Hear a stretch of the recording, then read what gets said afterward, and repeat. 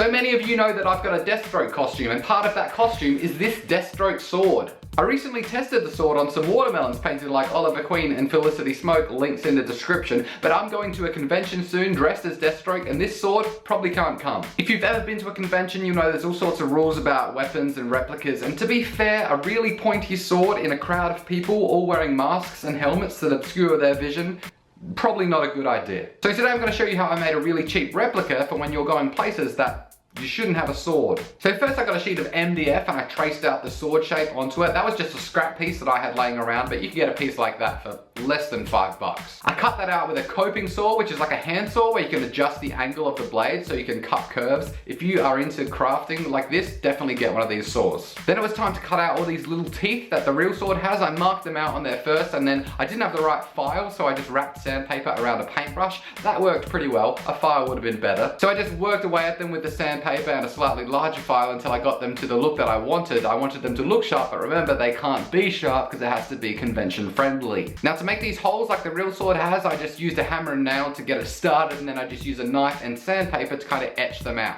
I also gave the blade a beveled edge to make it look a little bit like it's kind of sharp. What's the time? Oh, it's paint o'clock. So I started with a grey primer, and then I used black and a shiny gunmetal grey, just kind of alternated spraying them on until the whole thing had a really shiny metal look. Now the real sword has kind of paracord wrapped around the handle. I didn't want to waste money buying paracord, so instead I got shoelaces. Now applying the shoelaces was just a matter of trying out a couple of different styles of wrap to see which one I thought worked the best, and when I had it in place, I just glued it all together. And to finish off, I dry brushed on some light grey acrylic paint just to look like the sword had been all scratched up from battle. And this is what the sword looks like when it's complete. It looks pretty good. The whole thing took me less than a day to make, and it doesn't look amazing, but it doesn't need to be. The only real point of it is to have in the sheath when I'm going places where photos are going to be taken of me, but I can't have my real sword.